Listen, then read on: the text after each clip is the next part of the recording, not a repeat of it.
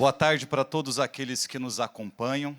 Eu sou o Charles, moro em Sete Lagoas, estou morando em Sete Lagoas há exatos 6 anos. Sou casado com a Luciana, pai da Kathleen e do Israel. Faço parte hoje da Paróquia Divino Espírito Santo na minha diocese. E é uma alegria muito grande, uma satisfação poder estar na profecia novamente. Compartilho do sentimento dos irmãos, do padre, e acredito que tudo acontece no tempo de Deus. Deus seja louvado por esse tempo que nós estamos vivendo, independente dessas condições trágicas que assolam o nosso país. Deixando agora as formalidades de lado, abra sua Bíblia no primeiro livro do profeta Samuel. Eu vou ler do capítulo 2, o versículo 11 em diante, para nós meditarmos sobre o tema: no caos, Deus forja, na glória, Deus honra.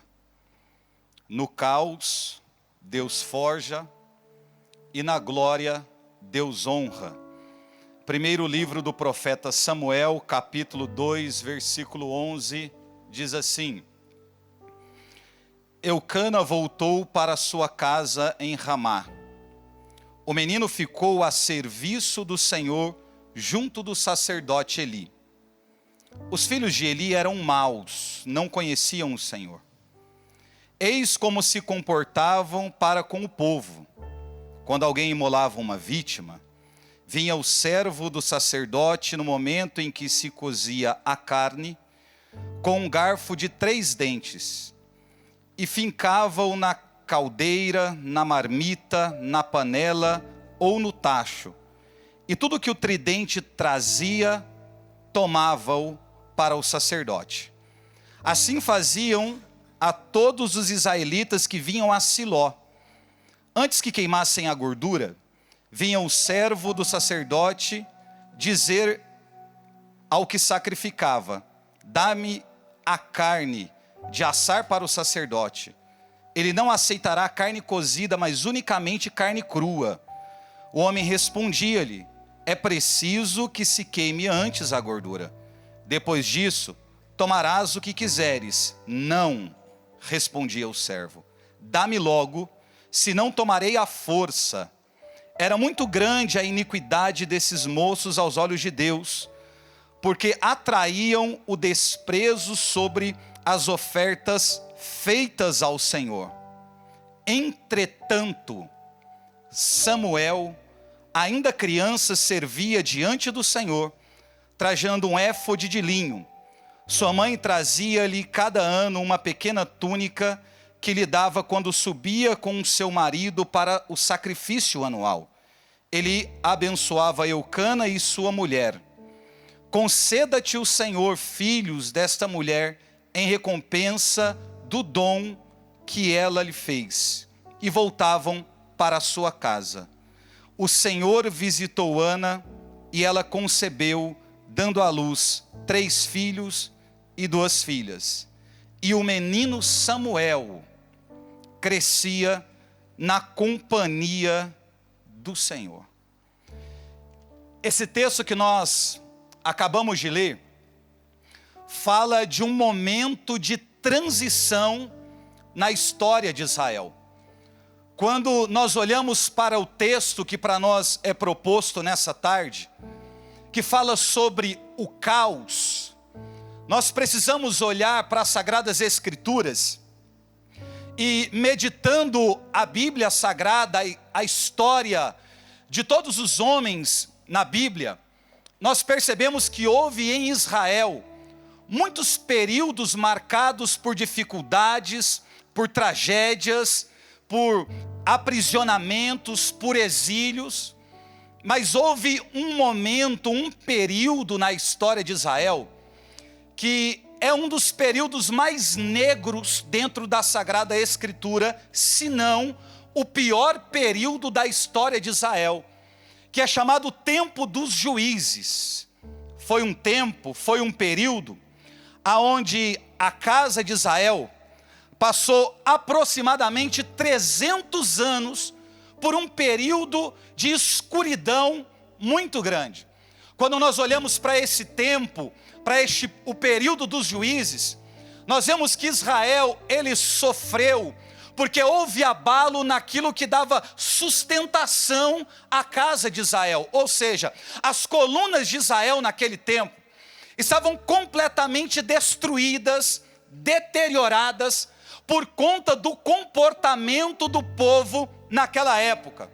Israel estava destruído politicamente, Israel estava destruída financeiramente, Israel estava destruída moralmente, Israel estava destruído espiritualmente. Ou seja, é um período em Israel que quem olha logo identifica, nos dá a sensação que não tem o que fazer.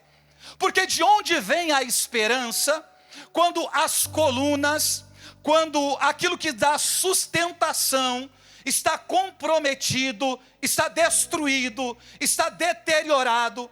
E aí você vê um povo na onde politicamente não funciona. Você olha para o povo no ponto de vista moral, está totalmente destruído. A terra estava assolada financeiramente. E quando isso acontece, a gente pensa, se não há em Israel política, se não há em Israel uma condição econômica, se não há em Israel uma condição moral, o único alento seria a condição espiritual. E aí muitas vezes nós encontramos refúgio na espiritualidade para poder mudar o quadro estabelecido de caos. Só que Israel não teve isso, porque Israel também estava destruído espiritualmente. Então de onde vai vir o socorro para a casa de Israel? Esse tempo na Bíblia Sagrada, o período dos juízes, é marcado por um tempo de caos, justamente por essas condições. Nos dá a sensação que não vai haver mudança. Quando nós falamos sobre o profeta Samuel, nós estamos falando de alguém que fez uma transição do período dos juízes para a monarquia. É o profeta Samuel quem vai fazer esta passagem, esta transição. E nós sabemos que não existe transição, não existe mudança sem dores, sem percas, sem choro, sem dificuldade, sem apostasia, sem abandono. Não existe, não tem como. Então é o profeta quem vai fazer essa transição, que não será fácil. Quando nós falamos de caos, nós estamos falando de desordem, desolação, destruição, confusão, crise, opressão, ameaça, anarquia, roubo, bagunça, perda, miséria, medo, escuridão, tristeza, violência, guerra e morte. Esse é o cenário do período dos juízes. Este é o cenário da terra naquele tempo. E nós olhamos, lendo a Bíblia Sagrada, a gente sabe que o nosso Deus, Ele ama o seu povo. Sabemos que Israel é a menina dos olhos de Deus. Lendo a Bíblia nós percebemos e aprendemos o quanto Deus cuidou do seu povo, desde que esse povo estava aprisionado ainda no Egito. O cuidado, a providência, a proteção, o zelo, os milagres, as libertações que Deus operou para poder trazer o povo que Ele ama. Aí para nós fica a pergunta: se Deus ama tanto o seu povo, se Deus cuidou tanto dessa gente, se Deus libertou o seu povo com mão forte quando ainda estava no Egito, como pode um Deus protetor e providente? Como pode um Deus que ama, abraça e acolhe, permitir que Israel, sendo a menina dos seus olhos, passe por um tempo de sofrimento, de caos, de ameaça, de abandono, de trevas, de violência, de medo, de guerra? Qual é o propósito em tudo isso? É a pergunta que muitos de nós acaba fazendo em determinados momentos da nossa vida, aonde a circunstância que te cerca, aonde o problema que te alcança, aonde a enfermidade que te toca, pelo fato de você ser um homem de Deus, uma mulher de Deus, você acredita que não é justo você passar por esse tipo de dificuldade.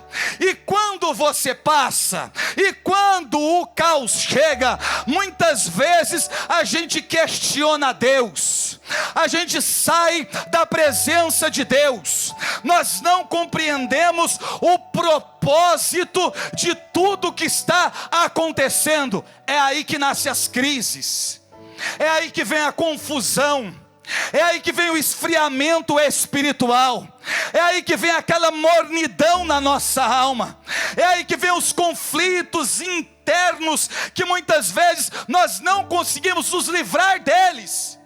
Por que Deus está permitindo? Por que eu estou passando por tudo isso? Por que Deus não me livrou de todo este problema que hoje me assola? E o grande questionamento é: nós não entendemos esse período, ou a permissão desse período, sobre a nossa vida, sobre a nossa casa, sobre a obra que nós fazemos parte dela. Deus, por que tudo isso? Israel poderia dizer: mas por que tudo isso? No tempo dos juízes nós sabemos que o acontecimento, que o caos estabelecido, é consequência do pecado do povo, que queimava oferta aos ídolos, que virou as costas para Deus, que apostatou da fé, que não iam mais e não frequentavam mais o templo, que não ouviam mais os homens de Deus. Nós sabemos que é consequência de uma conduta moral, nós sabemos que é consequência do pecado que arde na alma daquela gente. Mas mesmo assim, por que tudo isso? Quantos de nós não fazemos esse questionamento? Só que no caos, este caos que você vive, este caos que hoje você que me vê está vivendo, este caos, ele não veio para causar a tua destruição. Este caos, ele não foi permitido para que aconteça o teu sepultamento, não.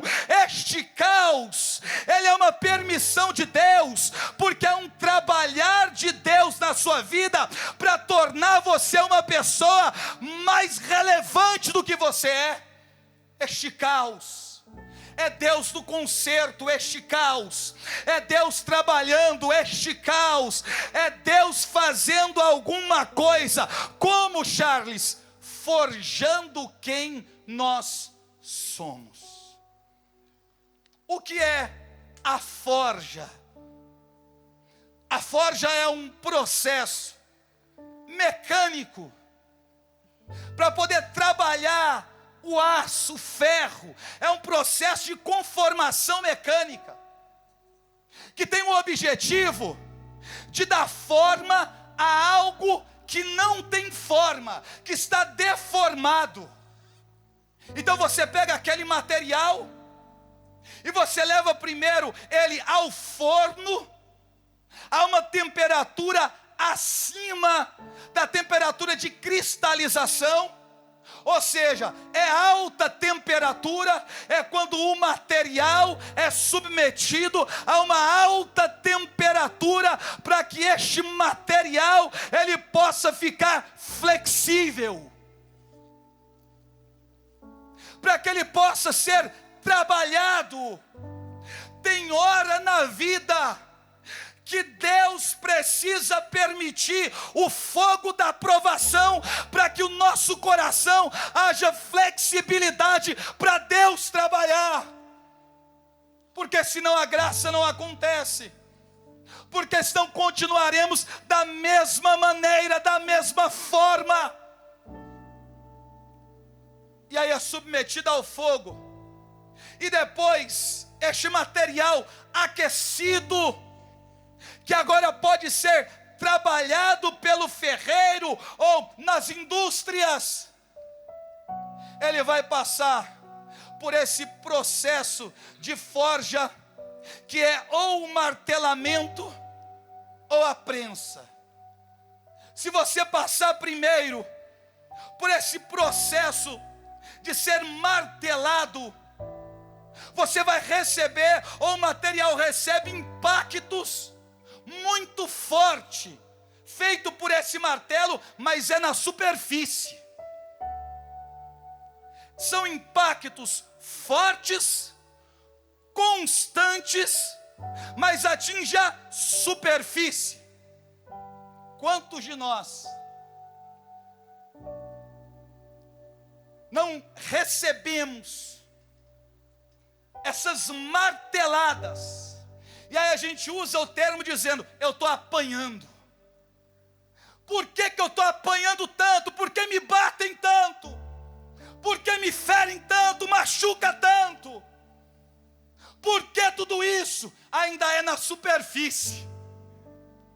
Está tocando ainda aquilo que é superficial. Porque quando esse material vai para a prensa ela não é rápida. A prensa, ela é lenta, mas ela é contínua. Então vai apertando lentamente, de maneira contínua, até atingir o interior daquela peça, a profundidade daquela peça. Eu não sei se você já teve essa sensação em algum momento da sua vida, de que você estava sendo prensado, amassado, a dor era intensa, não para. Você chora, se desespera, se angustia, o tempo passa, vai doendo, apertando. Meu Deus, para que tudo isso? Tem um objetivo. Ir para a prensa tem um objetivo. Ser forjado tem um objetivo. Passar por este tempo tem um objetivo. Primeiro, você vai receber forma. E forma está relacionado à identidade e a características. Ou seja, o primeiro objetivo de você ser forjado é dar a você, através deste processo de dor, de dar a você identidade, de dar a você características, de dar a você forma. É quando de repente Deus olha, é quando de repente as pessoas que te conhecem olham para você e diz: você está irreconhecível, ou seja, perdeu a forma original que você tinha. Você já não é mais o mesmo. Pregava e hoje não prega mais. Cantava e hoje não canta mais. Orava nas madrugadas e hoje não reza mais. Queria evangelizar o mundo inteiro e não tem o ardor missionário mais. Queria fazer a obra e hoje não quer mais. Tinha zelo pela igreja e hoje não tem mais. Você foi, mas não é. E quando olham para você, procurando encontrar aquelas características, você perdeu, desapareceu, foi embora. Passar pelo processo de forja é Deus querendo resgatar em você as características que Ele colocou em você. Deixa eu profetizar na tua vida, em nome de Jesus. Eu não sei o quanto você está sendo apertado neste tempo. Aquilo que Deus manda eu te dizer é que quando esse processo acabar, você estará mais resistente do que antes. Não é para a sua destruição, filha. Não é para a sua destruição, meu querido. É para tornar você resistente. O processo é te dar forma e depois utilidade, que está relacionado a serviço, missão e propósito. Utilidade. Uma vez que você tem forma, uma vez que a sua identidade foi resgatada, uma vez que as suas características são visíveis, agora você ganha utilidade, ou seja, você está pronto para o serviço, para a missão e para o propósito. Irmãos, deixa eu dizer uma coisa: tudo que existe, existe para um propósito, desde pessoas a coisas. Existe por um propósito. Este púlpito ou este ambão que está aqui à minha frente, ele existe, ele foi construído, ele foi pensado para atender um propósito. Qual é a utilidade deste ambão? É que se coloque sobre ele a palavra, é que se posicionem-se atrás dele para a mensagem do Evangelho, para a leitura bíblica. Ele atende um objetivo, ele atende um propósito. E qual é o meu medo? É que tudo aquilo que não atende o propósito para o que nasceu, perde a razão de existir. O dia que a profecia do avivamento deixar de cumprir o seu propósito sobre a terra, ela não precisa mais existir. E o dia que nós deixarmos de cumprir o nosso propósito, nós perdemos a necessidade da existência. Ou seja, a perca de propósito leva à morte. Se Deus está permitindo você ser prensado, é porque Deus não quer que você morra. Não quer. Propósito, missão, serviço. Depois, precisão. Primeiro te dá forma, depois utilidade, depois precisão. Precisão está relacionado à eficiência, perfeição e excelência. Não basta fazer. Não é de qualquer jeito, de qualquer forma, de qualquer maneira. Precisa ser feito com eficiência. Precisamos procurar a perfeição. Precisa existir excelência. Porque aquilo que se espera de homens que passaram por esse processo de forja são pregações, são ministrações, são evangelizações que tenham eficácia, que gerem conversões. E não simplesmente um toque no nosso emocional, uma fé epidérmica que só nos arrepia em um momento de espiritualidade. Não, irmãos. Mas é um confronto de vida, é uma mudança de mentalidade, é uma conversão, é a busca por Deus a todo tempo. Precisa gerar em nós, depois de precisão, resistência. E resistência está relacionado com força, longevidade, perseverança, capacidade de reação. Depois que você supera esse tempo de crise, depois que passa por esse período de caos, depois que enfrenta as dificuldades que a prensa te submete, aquele material ele sai mais resistente, mais preparado. É isso que Deus quer fazer conosco nesse tempo, tornar os cristãos da atualidade resistente. Nós temos abandonado a Deus por pouca coisa. saído da presença de Deus, porque não nos deram atenção, por futilidades da vida, porque não somos lembrados, porque não somos conhecidos, porque não somos procurados, porque não assumimos cargos de importância, deixamos a Deus, abandonamos a Deus, porque os amigos foram embora, porque fomos traídos por pessoas amadas, e aí você vai, abandona, se distancia, é o tempo inteiro murmurando, o tempo inteiro reclamando, é o tempo inteiro questionando, é a crítica tomando conta do seu coração. Tudo é motivo para questionamento, tudo é motivo para ir embora, tudo é motivo para brigar, ou seja, falta em nós resistência.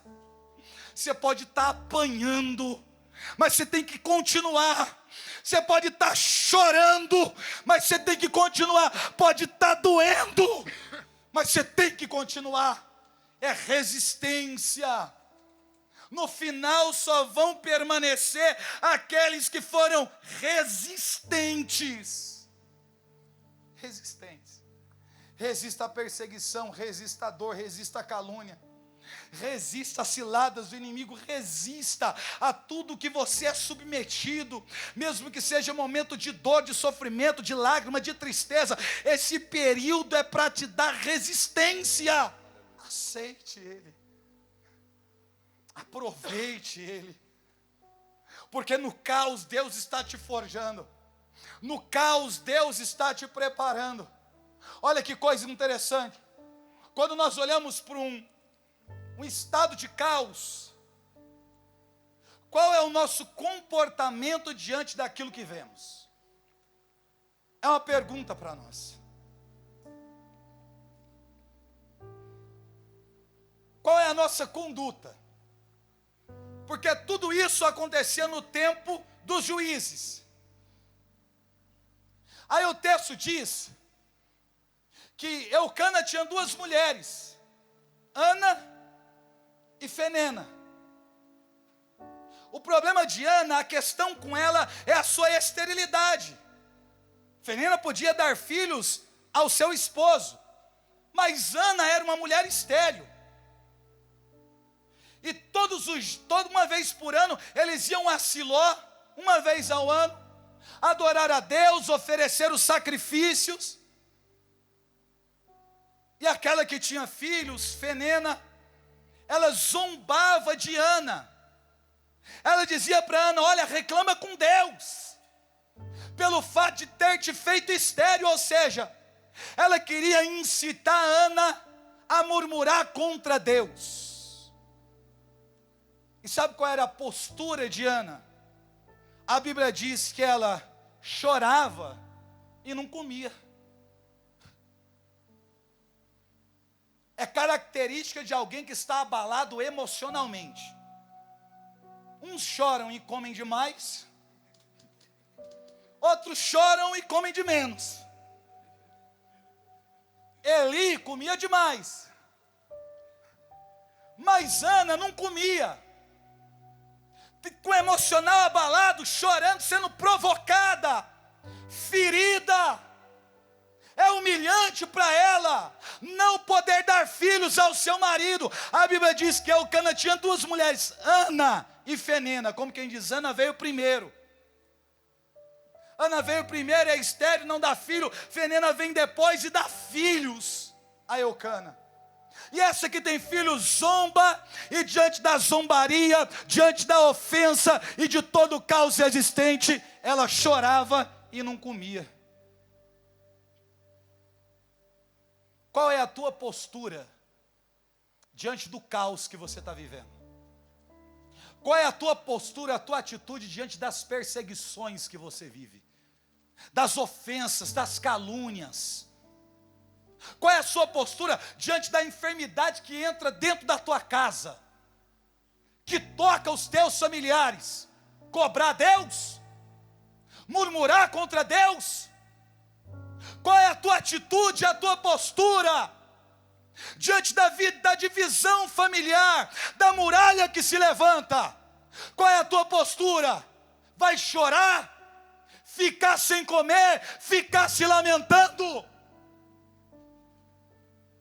O problema é que o caos dura muito tempo da nossa vida, porque a nossa postura é só de lamento, de murmuração, de lágrima, de abalo emocional,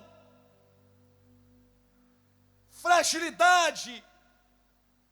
Sei que somos frágeis, que temos as nossas dificuldades, mas diante do problema precisamos reagir. Aí o marido olha para ela, num desses dias que vai a Siló, e diz: por que você chora, Ana? E por que você está triste? Não valho eu para ti como 10 filhos? Aí a Bíblia diz assim: naquele dia, isso aqui para mim é extraordinário. Naquele dia, que dia? O dia que ela decidiu parar de murmurar, o dia que ela decidiu parar de ficar chorando por lamento, o dia que ela decidiu parar de fazer greve de fome, mudar de postura. Naquele dia, ela levantou-se depois de ter comido. Como quem diz: espera aí, está tudo errado. Eu estou entendendo errado, eu estou reagindo errado, meu comportamento está errado, é por isso que nada acontece, é por isso que nada muda, é por isso que Israel está sofrendo, é por isso que eu não tenho filho, é por isso que a minha casa não está do jeito que deveria. Eu estou errado na história, eu só choro. Então o que ela fez? Vou comer, eu vou me alimentar. Essa ideia de quem come, ela comeu, ela levantou-se depois de comer. A ideia de quem come, ela está dizendo assim: os problemas continuam. Qual é a diferença? Não abalam mais o meu emocional, não entra mais, não mergulha mais, não me domina mais. Eu não sou mais dominada agora pela dor, eu sou dominada pela esperança. Ela comeu, levantou-se, foi orar. Seus lábios mexiam, a voz não saía, ela falava no coração. Ele acreditava que ela estava bêbada, e até disse a ela: por que você está bêbada? Ela disse: não, eu não estou bêbada, eu derramo a minha alma diante de Deus. Ela disse: Deus, lembra-te da sua serva, lembra-te de mim, me dê a graça de gerar um filho, e se o Senhor me der a graça de gerar um filho, eu vou devolver ao Senhor. Quando ele desmamar, a navalha não tocar a sua cabeça, ele será consagrado por toda a vida. Mudou a postura. Quando muda a postura, muda o direcionamento da oração, e quando muda o direcionamento da oração, muda o resultado. Quer mudar o resultado, a resposta? Muda de postura, porque vai mudar a oração, o direcionamento da oração, e o resultado vai ser diferente. O sacerdote a abençoou, ela foi para casa, se deitou com seu marido, e no tempo fixado, Samuel nasceu. Mas quando Samuel nasce, a Bíblia vai evidenciar os pecados que estavam na casa de Deus naquele tempo. Porque os filhos de Eli, Ofni e Finéias, eles desagradavam a Deus de tal forma que já não existia mais temor no coração daqueles homens.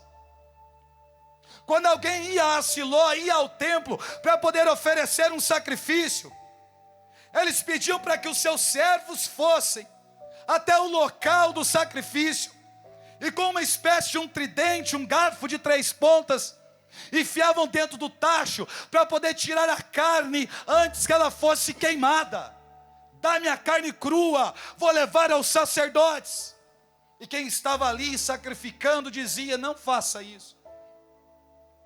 Espera que queimemos primeiro a gordura, porque queimar a gordura é algo destinado não aos sacerdotes, mas unicamente a Deus. E depois que nós dermos o que é de Deus, vocês fiquem com o resto. Eles diziam não, ou você nos dá ou tomaremos à força. E assim eles procediam, roubavam aquilo que era de Deus, levavam a carne crua para os sacerdotes. Eli era conivente com o pecado dos filhos, e por mais que repreendesse em algum momento, nada acontecia, nada mudava, a ponto do pai dizer assim: olha, as informações que chegam de vocês nos meus ouvidos não são boas. Se acontecer alguma situação entre vocês e os homens, Deus julga. Mas e se a questão for entre vocês e Deus, quem resolve a questão? Eles se relacionavam sexualmente com as mulheres que serviam na entrada da tenda de reunião, no ambiente de oração. Imoralidade, prostituição, falta de temor. É nessa perspectiva que Samuel aparece. E é interessante que a Bíblia, quando começa a falar dos pecados dos filhos de Eli e da conivência de Eli com os pecados cometidos pelos seus filhos, a Bíblia diz assim: entretanto, Samuel crescia. Fala dos pecados, fala da imoralidade, fala da promiscuidade, fala da falta de temor. Aí diz assim: entretanto, por 3 vezes no texto há essa intervenção falando acerca de Samuel. E o menino Samuel, entretanto, e Samuel continuava. É Deus dizendo assim: eu estou fazendo algo. Gente, você lê o livro de Gênesis. No princípio Deus criou os céus e a terra. A terra estava sem forma e vazia. As trevas cobriam o abismo. Olha que coisa. A criação. No princípio Deus criou os céus e a terra. Deus retoma a criação. E qual é o estado que está a terra que Deus criou? Ao retomar a criação, a terra está sem forma, vazia, as trevas cobrem o abismo. Existem 4 características negativas.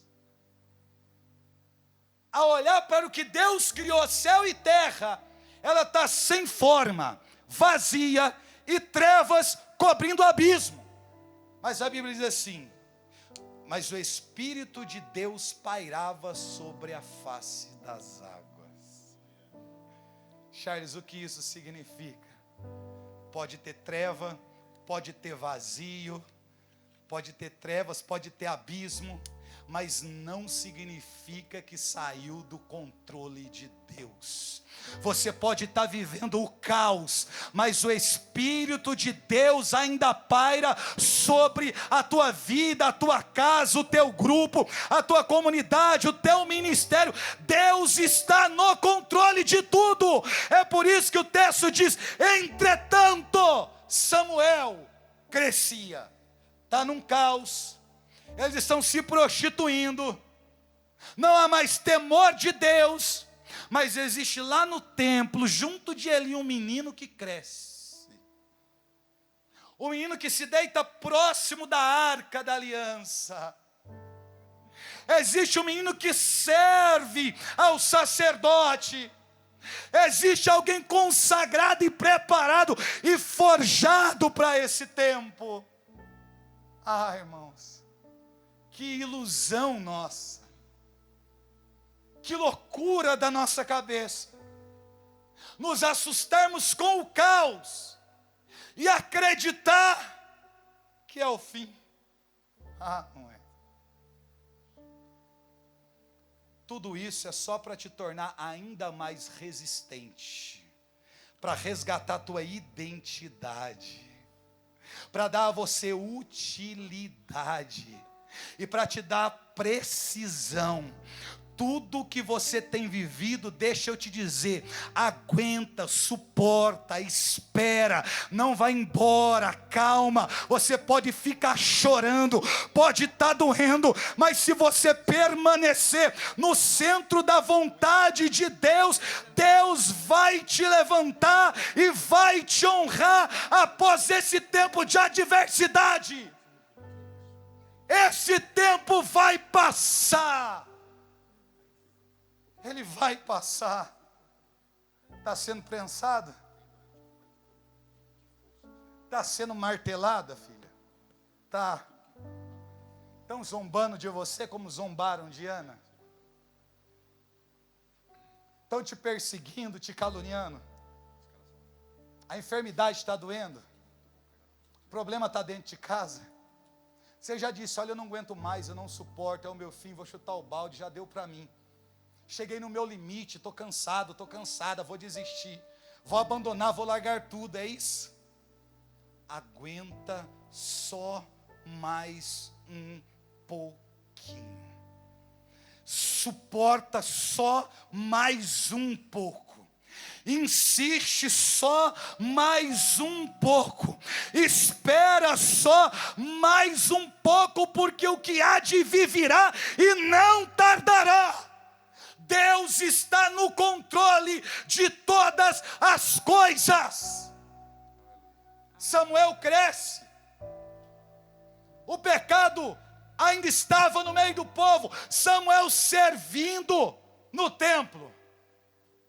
Como disse o padre, falando de Samuel, as visões. A palavra de Deus era rara e as visões não eram frequentes. Porque como dar a este povo visões e como haver manifestação da palavra com o povo numa situação dessa? Então toda ação espiritual é muito rara naquele tempo. E aí Deus vai chamar Samuel. Chama pela primeira vez, ele corre até onde ele está. E diz, o Senhor me chamou? Ele diz, não te chamei, volta a deitar.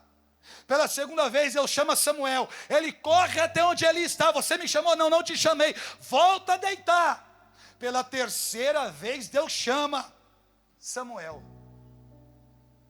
Primeira vez, Samuel. Terceira vez, Samuel, ele corre.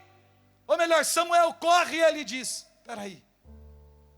Quando você ouvir essa voz, mais uma vez, não corra até mim, mas somente diga, fala, Senhor, porque o teu servo ouve. Samuel saiu da presença de Eli e se deitou. E a Bíblia usa uma expressão assim, e Deus chamou Samuel como antes. Estranho, porque da primeira vez ele chama uma vez, da segunda vez ele chama uma vez, da terceira vez ele chama uma vez. Mas na quarta vez Deus diz assim, Samuel, Samuel.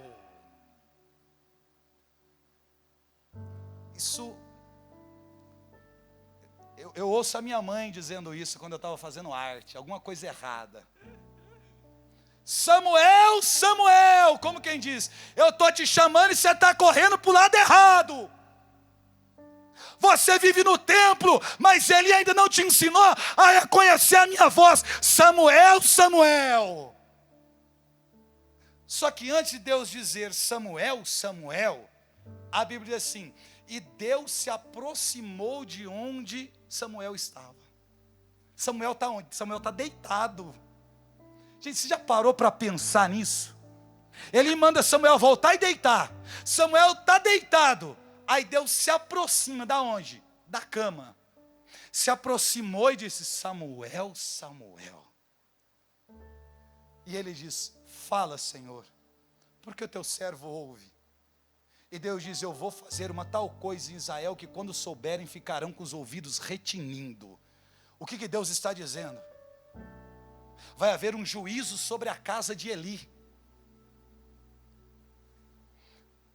Porque eu já enviei um profeta para poder profetizar sobre o juízo naquela casa.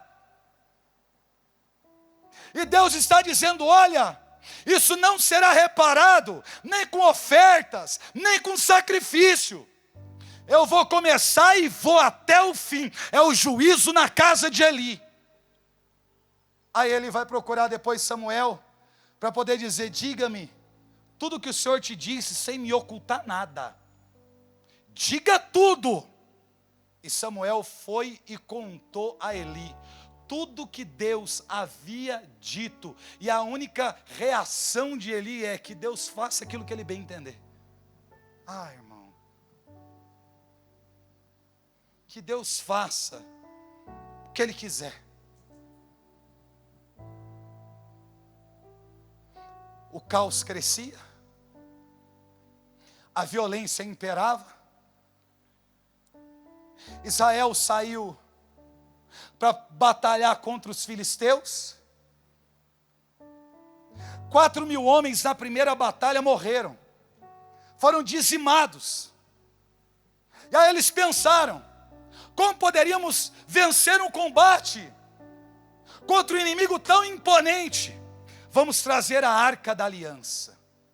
Foram a Siló buscar a Arca da Aliança para levar para o combate, mas a Bíblia diz que quem vinha ao lado da arca era Ofni e Finéias.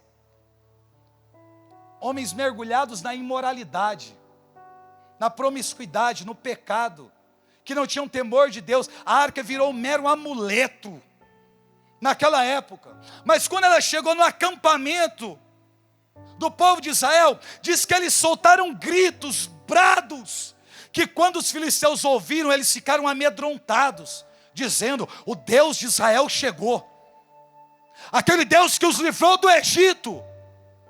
Nós não poderíamos fazer absolutamente nada. Então alguém vai dizer: coragem, filisteus, senão seremos escravos dos israelitas.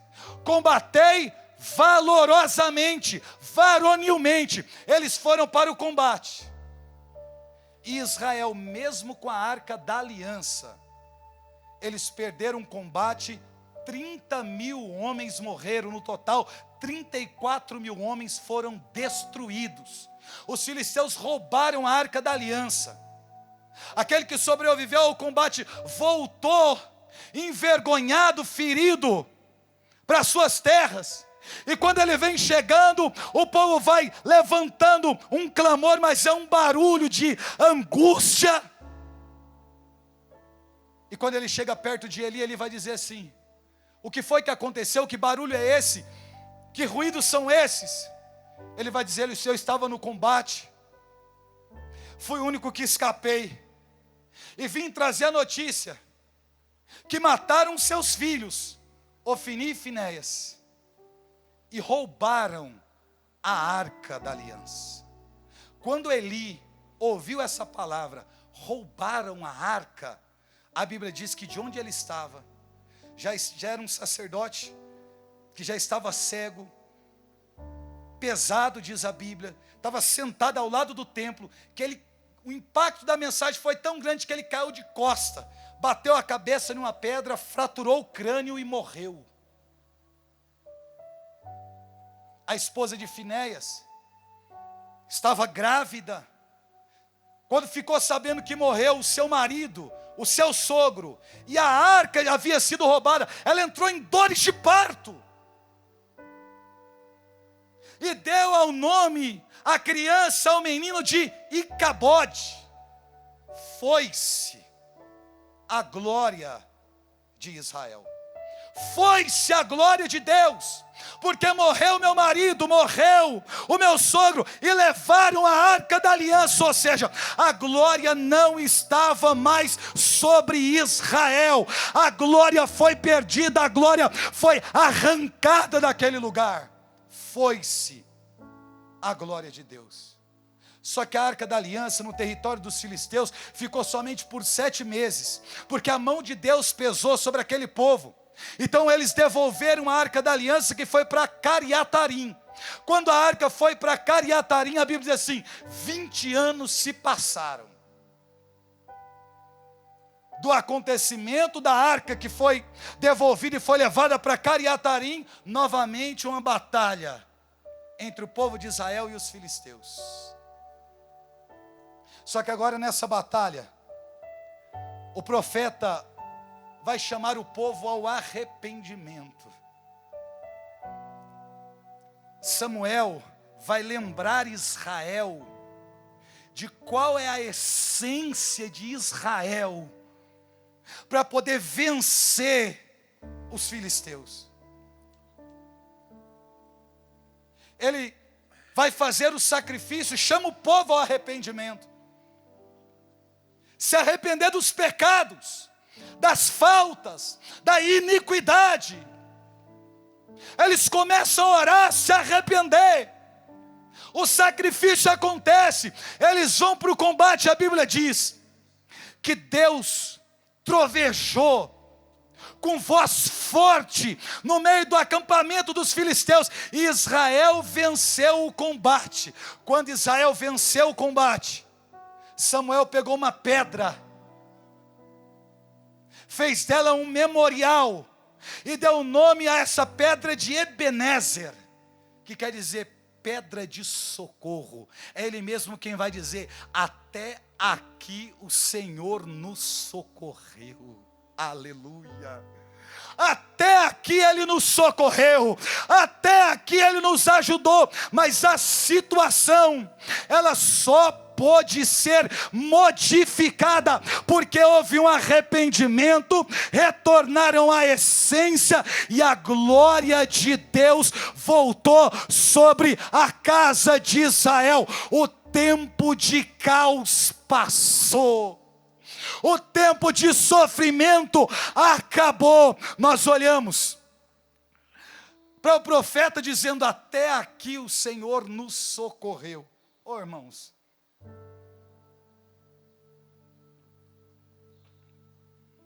quantos homens e mulheres que foram submetidos a esse processo. Eu acho curioso que nós não queremos passar pelo processo que praticamente todos os homens e mulheres de Deus tiveram que passar. Faz parte do chamado, faz parte da vocação, faz parte do ministério, faz parte do amadurecimento, do crescimento espiritual, faz parte. Olha que paralelo entre forja e honra, caos e glória. Abraão foi forjado no deserto, mas ele foi honrado, porque Deus deu a ele uma descendência. Isaac foi forjado no Monte Moriá, mas ele foi honrado porque Deus o deu prosperidade. Jacó foi forjado na casa de Labão, mas ele foi honrado quando o anjo toca a sua coxa. José foi forjado na cisterna e na prisão, mas ele foi honrado se tornando primeiro-ministro do Egito.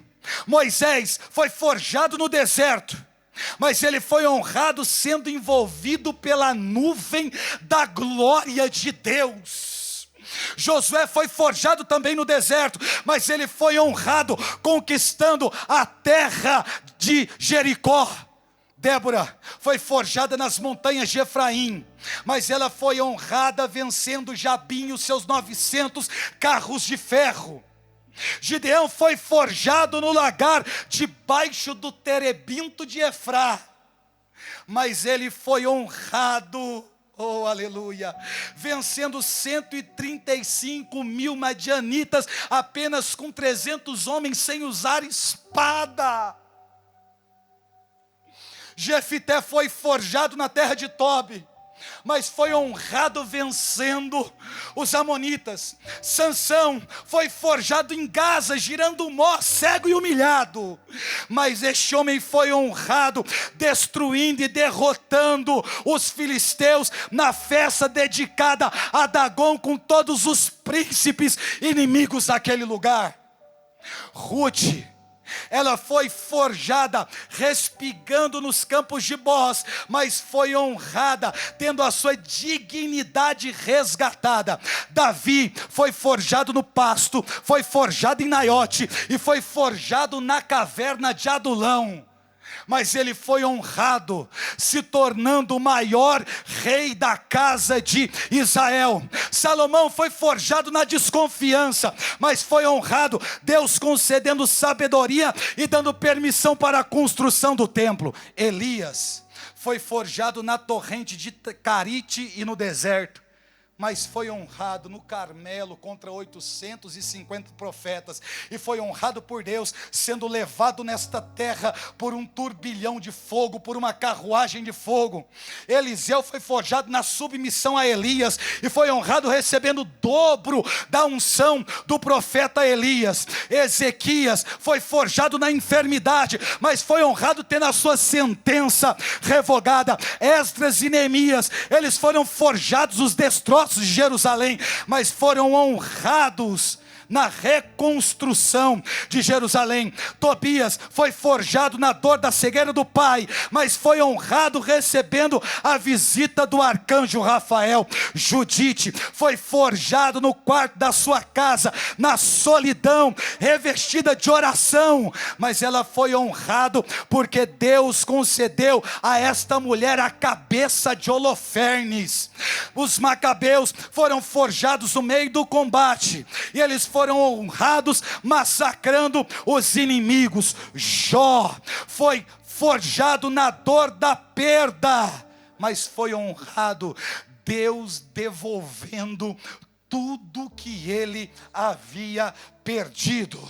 Isaías, Jeremias, Baruque, Ezequiel, Daniel, Oséias, Joel, Amós, Abidias, Jonas, Miqueias, Naum, Baruque, Sofonias, Ageu, Zacarias, Malaquias, todos eles foram forjados no abandono, na humilhação, no descrédito, na solidão, nas cadeias e na perseguição, mas Deus honrou os profetas cumprindo todas as palavras que saíram da sua boca. Mataram os profetas, mas a profecia, ela continua reverberando até os dias de hoje.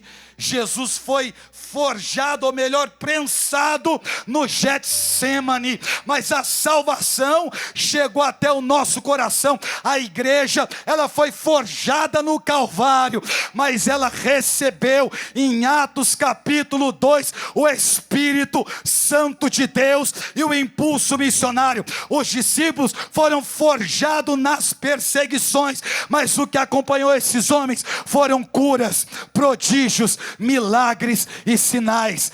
Deus não enganou ninguém. Ele disse aos seus discípulos: bem-aventurados sereis quando vos perseguirem, quando vos caluniarem e mentindo disserem falsamente todo mal contra vós por causa de mim. Alegrai-vos e exultai, porque será grande a vossa recompensa nos céus, pois assim fizeram com os profetas que vieram antes de vós. Jesus está dizendo: hoje vocês não são bem-aventurados. Bem-aventurados sereis quando? Quando vocês forem perseguidos. Não só isso. Caluniados. Não só isso. Quando forem perseguidos, caluniados, quando mentirem, quando se levantar tudo contra vocês, e a resposta de vocês forem alegria e exultação. Para de reclamar porque está sendo prensado. Para de reclamar porque está sendo humilhado. Para de reclamar porque está sendo perseguido. A nossa postura é alegria e exultação. Eu quero encerrar com o apóstolo Paulo, que foi forjado nas prisões, que foi forjado nas cadeias, que foi forjado no abandono, que foi forjado no apedrejamento, que foi forjado na injustiça, que foi forjado nos naufrágios, mas no final de tudo isso, ele vai dizer: combati o bom combate, encerrei a carreira, guardei a fé. Resta-me agora receber a coroa que o justo juiz me dará naquele dia. Eu sofri, eu chorei, doeu, mas o combate é bom. Aleluia. Combati o bom. Mas você foi perseguido, Paulo. Mas você foi apedrejado, picado por serpentes, abandonado pelos amigos, lançado injustamente dentro do cárcere. O que você tem a dizer? É bom. É bom. É bom. Era ruim quando eu não entendi o propósito. Era ruim quando eu ficava perguntando por quê. Era ruim quando só tinha no meu coração desespero. Mas quando eu entendi o processo, quando eu suportei a prensa, e quando eu saí formado, eu posso dizer: é bom, é bom. Ah, meu Deus, é bom aguentar, é bom suportar, é bom chorar, é bom. É bom, é bom, mas vale o término de uma coisa do que o começo dela. Eu não sei como você começou. Aquilo que nós queremos para a sua vida é que você termine como o apóstolo Paulo dizendo: combati o bom combate. Não tem mais nada para dizer. Nada. É bom. Muito obrigado, meu Deus. Porque é bom. E aí você sai eficiente, resistente. Você sai mais forte, com identidade, característica. Tudo na vida tem um propósito. Você que nos acompanha, fique em pé na sua casa. Você que pode, é claro. E vamos orar a Deus. Orar a Deus. É o próprio apóstolo Paulo, perto da meia-noite. Paulo e Silas cantavam a Deus. Subitamente, houve um tremor de terra tão forte que abalaram-se até os fundamentos do cárcere. Soltaram-se logo as algemas de todos. O carcereiro pediu luz. Estava trêmulo, queria se matar. Mas Paulo bradou em alta voz: não te faça nenhum mal, estamos todos aqui. O carcereiro pediu luz, se lançou aos pés de Paulo e Silas e disse: senhores, o que devo fazer para me salvar? Crê no Senhor Jesus e será salvo tu e a tua casa. Duas coisas me impressionam. 3. A primeira, Paulo está orando em uma circunstância desfavorável. Isso é impressionante. Estava preso injustamente, tinha apanhado, tinha sido açoitado. Grilhões nas mãos, nos pés, cadeia. Mas ele fez igual Ana. Vamos mudar a postura, vamos rezar. Está doendo, vamos rezar. Está sendo perseguido, vamos rezar. Está sendo prensado, vamos rezar, Silas. Vamos rezar, Silas. Vamos orar, Silas. Aí eles oram, a Bíblia diz: soltaram-se as algemas de todos. Mas só quem rezava, quem estava rezando era Paulo e Silas. Os outros, a Bíblia diz que escutava. Só quem era inocente, Paulo e Silas, os outros eram culpados. Mas a Bíblia diz: soltaram-se logo as algemas de todos. De todos. Talvez teu pai, teu filho, teu marido não reze. Tua esposa não reze. Mas se você rezar, todo grilhão, toda cadeia, toda amarra que prende, em nome de Jesus vai soltar. E sabe a terceira coisa que me impressiona? O carcereiro dizer: estamos todos aqui. É o mais belo do texto. faz a gente compreender o que é avivamento. Porque se os presos são todos culpados, se são detentos, se há um acontecimento espiritual e físico, mas agora as cadeias se abriram, o natural é os presos fugirem, mas o poder de Deus foi tão forte, que tocou a vida daqueles homens que nem tinham rezado, e modificou quem eles eram. O que é isso? Isso se chama o manifestar da glória de Deus. Estamos todos aqui, ninguém fugiu, ninguém foi embora, estamos todos aqui. Vamos orar. Nós que estamos aqui, você que está na sua casa, no lugar de onde você nos acompanha, independente da crise, do caos, comece a orar. Ore, mude a direção da sua oração, que o resultado será diferente.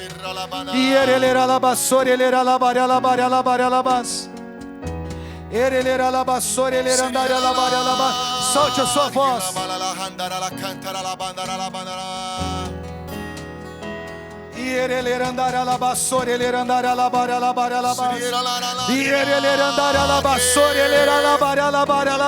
Que nada te paralise nesta hora.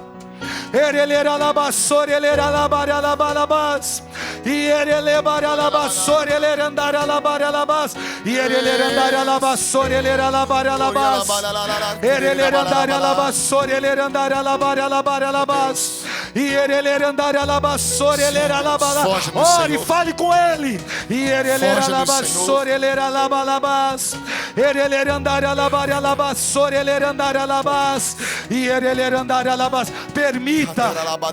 Permita que esse processo aconteça na sua vida.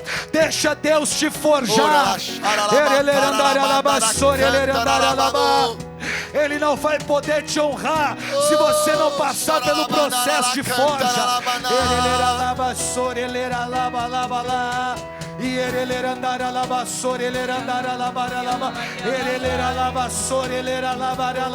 Ore, fale com ele.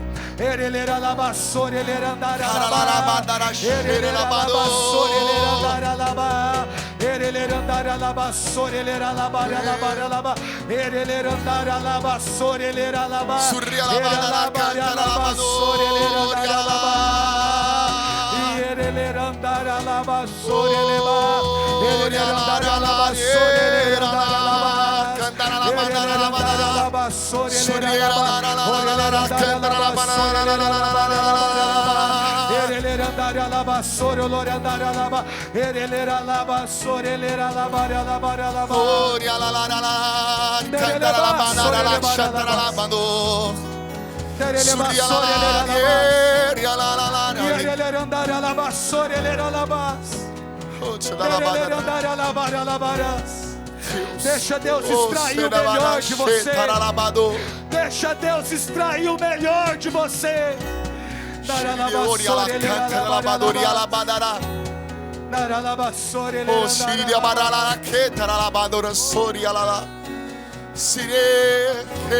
Continue orando. Continue orando. Creio em Jesus.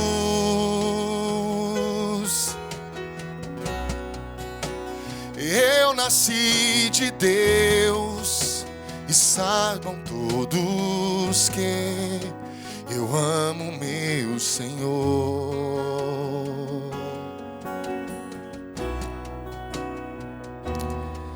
Guardo sua lei, guardo sua lei.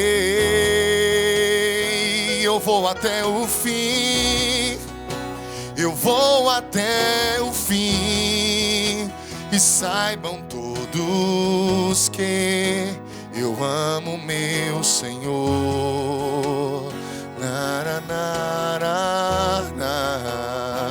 Declare, diga bem forte: eu venço o mundo, eu sou de Deus.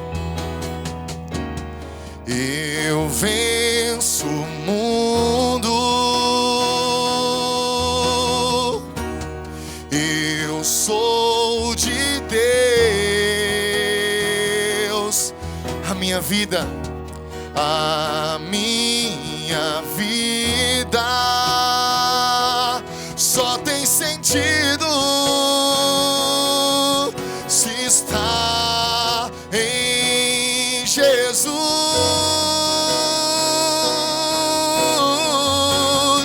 E essa é a vitória, e essa é a vitória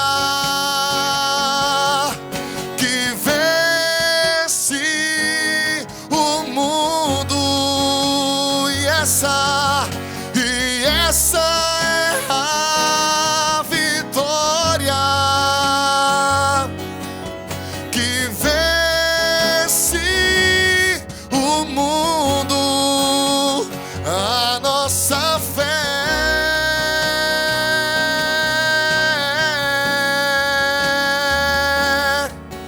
a